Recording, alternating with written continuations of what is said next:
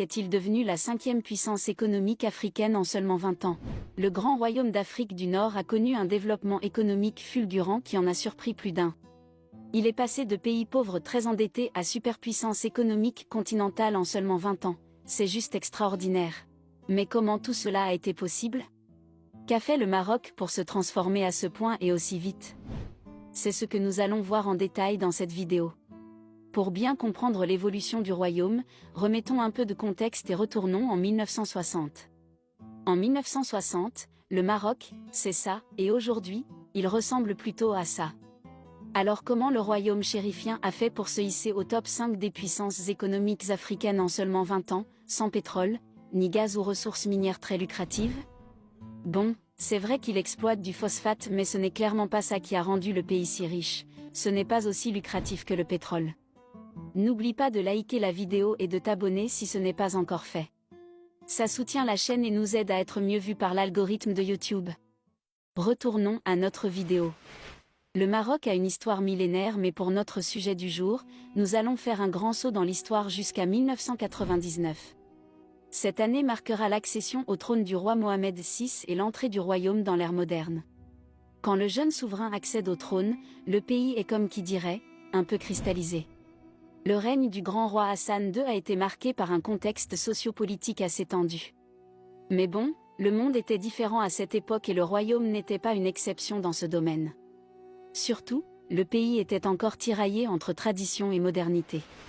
En 1999 donc, le roi Mohamed VI engage des réformes qui changeront radicalement la face du royaume. Les réformes sociales. Le nouveau roi va commencer par s'attaquer aux problèmes liés à la condition des femmes. Il va accroître leur liberté.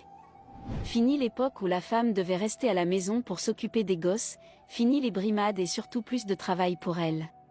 La femme marocaine émancipée et active sera tout naturellement plus impliquée dans le développement économique du pays. Il améliore aussi le code de la famille et permet l'essor d'une presse à peu près libre. Les lacunes du royaume sont donc mises à nu par les uns et les autres, on en parle et on propose des solutions, une dynamique se crée et le pays se met tout doucement sur le chemin du progrès.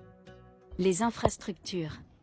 Après le volet social, le roi va s'attaquer aux infrastructures. Le royaume se met en chantier, les projets pharaoniques se lancent partout. Routes, autoroutes, chemins de fer, fourniture d'électricité, le Maroc se métamorphose à grande vitesse et les effets positifs ne tardent pas à se faire ressentir. Les Marocains se déplacent plus souvent et plus facilement, les commerçants ont plus de facilité à acheminer leurs produits à travers le pays, des pôles économiques se créent et l'économie se dynamise. Le royaume augmente aussi considérablement sa production d'électricité. Fini les délestages, tous les pôles urbains seront totalement électrifiés, la plupart des zones rurales aussi. Le royaume investira notamment massivement dans les énergies renouvelables, avec ses méga-centrales solaires dans le sud. Le Maroc a d'ailleurs détenu pendant longtemps la plus grande centrale solaire du monde. D'ailleurs, est-ce que ce n'est pas toujours le cas aujourd'hui? Dites-moi en commentaire si le Maroc a toujours la plus grande centrale du monde ou pas. Je n'en ai plus la certitude. Cette électricité abondante va naturellement accélérer l'industrialisation du royaume. De grandes usines vont sortir de terre et augmenter la productivité du pays et booster ses exportations. Le pays investit aussi dans l'accès à Internet haut débit, ainsi que des réseaux téléphoniques de grande qualité. L'ensemble du territoire national est desservi par le réseau 3G puis 4G ainsi que la fibre optique. Le Maroc va également moderniser son système de santé et son système éducatif. De nouvelles universités sont construites et les anciennes sont modernisées, des centres de santé aux normes internationales sortent également de terre. Les réformes économiques. Le roi Mohamed VI va commencer par ouvrir le royaume à l'économie de marché. Vu son électricité abondante puis ses réseaux mobiles et Internet de grande qualité, ainsi que sa proximité géographique avec l'Europe, le Maroc va vite devenir une destination de choix pour les entreprises européennes qui souhaitent délocaliser leur production hors Union. C'est ainsi que le royaume va devenir leader dans les services offshore comme les centres d'appel, les usines textiles, les services de haute technologie et même les assurances.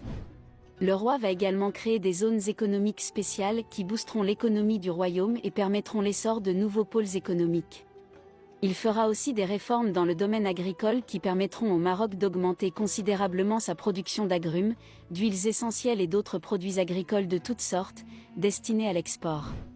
Le Maroc va devenir le principal fournisseur d'agrumes de l'Union européenne et atteindre par là même son autonomie alimentaire. Les Marocains mangent à leur faim et produisent la majorité de ce qu'ils consomment. Les réformes vont aussi toucher le secteur des banques et le moderniser. De grandes banques marocaines vont émerger à cette période, comme le groupe Attijari Wafa Bank, Bank of Africa, anciennement BMCE et bien d'autres. Tous ces changements vont croître considérablement le PIB du pays et le niveau de vie des Marocains. Le pivot vers l'Afrique. Avant 1999, le Maroc n'était pas toujours en odeur de sainteté avec ses frères africains. Le pays orientait plutôt sa politique vers le Moyen-Orient et la Méditerranée. Mais le roi Mohamed VI, ayant compris que l'avenir se jouait plutôt en Afrique, va engager un retour en force du Maroc dans les affaires africaines. Il va commencer par réintégrer l'Union africaine que son père avait quittée et se lancer à la conquête de parts de marché sur le continent. Il va réchauffer ses relations avec le Nigeria, avec qui il construit d'ailleurs un énorme pipeline qui acheminera le gaz vers le royaume, et installer les filiales de ses banques dans la plupart des pays francophones d'Afrique. L'opérateur national Maroc Télécom va aussi se lancer à l'assaut du marché africain sous le nom Mouf Africa. Il est notamment présent au Gabon, au Togo et en Côte d'Ivoire. Toutes ces réformes ont permis au Maroc d'atteindre un niveau de développement qui n'a rien à envier à certains pays développés. Son économie marche bien. Il a toutes les infrastructures qu'il faut, des aéroports parmi les meilleurs au monde, des autoroutes et même un TGV. Le royaume est aujourd'hui à l'aube d'un développement encore plus grand. L'avenir nous dira ce qu'il en sera. Nous arrivons à la fin de notre vidéo. Y a-t-il un autre pays dont tu aimerais qu'on parle? N'hésite pas à le mentionner en commentaire et nous en ferons une vidéo.